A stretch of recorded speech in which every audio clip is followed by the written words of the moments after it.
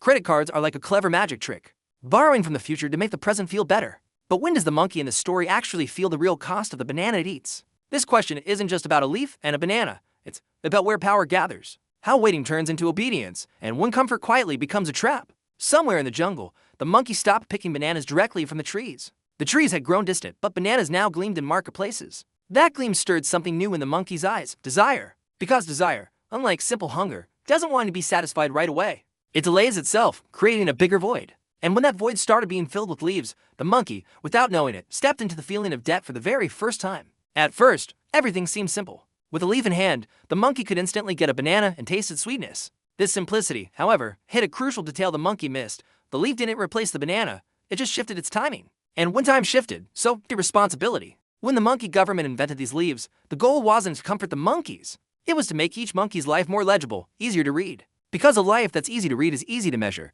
and measured behavior is easy to control. This form of control became quieter, but far more powerful than the banana trees themselves. After a while, as monkeys got used to buying bananas with leaves, they started spending not just their present leaves, but their future ones. And because the future never feels as real as the present, this shift didn't trigger any alarm bells. Instead, it was presented as a feeling of freedom, and freedom is one of the most expensive emotions of all. Ultimately, that's what the monkey bank wants. A leaf wasn't just a medium of exchange, it was a promise. And every promise needs a system to measure it. Suddenly, what mattered wasn't who the monkeys were, but how they behaved.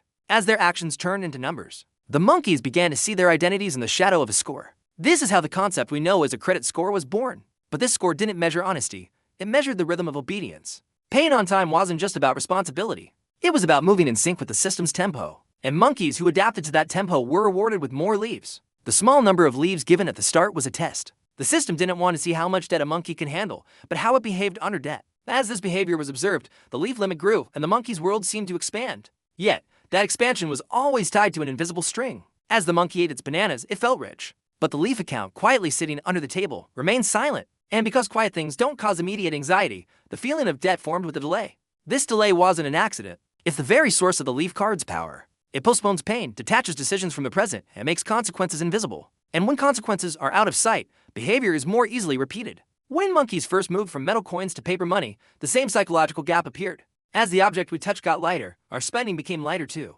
For a long time, this lightness was mistaken for prosperity, until the weight returned in a different form. In our monkey story, the leaf card didn't make the banana cheaper. It just transferred the cost into the monkey's future. And because the future is always assumed to be more patient than the present, this transfer didn't bother anyone's conscience. After some time, the monkey began to realize, without fully understanding why, that it was paying for the same banana twice. The delayed leaves started to generate additional leaves. Since this growth happened quietly, mathematically, and without emotion, the monkey saw it not as a personal mistake, but as the natural flow of life. At this point, debt was no longer just for emergencies. It had become a normal part of everyday life. And because what's normal is rarely questioned, the monkey started blaming itself instead of the system. When the monkey carried the leaf card, it felt no weight. The card itself was light, but this lightness hid the true weight of its actions, delaying the monkey's ability to feel the consequences of each banana purchase. The monkey wasn't just buying bananas because it was hungry anymore. It was buying them because it was a habit. Habits are quieter than needs, but far more persistent. And the leaf card exploited this silence by binding daily behavior to debt. As the monkey bank watched, it understood that the core issue wasn't how many bananas the monkey ate, but how regularly and predictably it ate them. A predictable monkey is easier to manage, and managed behavior isn't a risk, it's an opportunity. To the monkey, the leaf card seemed safe. After all, the leaves belonged to the bank, and the bank always seemed strong.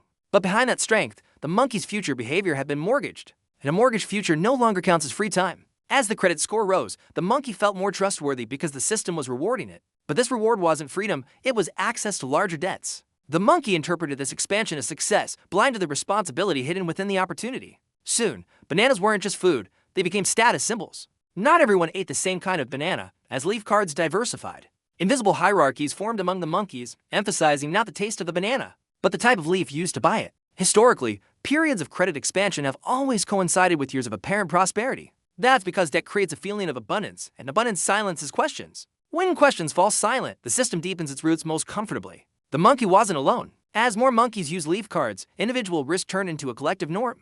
And when a behavior becomes the norm, it no longer seems dangerous. When everyone is doing the same thing, the concept of an error gets blurry. At this point, the monkey government also stayed quiet. As leaf circulation increased, so did economic activity, which was presented as a measure of prosperity. The numbers they showed the public delayed people's ability to feel the reality of the debt. Historically, many major financial crises were born from this exact delay. Debt stays invisible for a long time, but once it becomes visible, it's no longer an individual problem.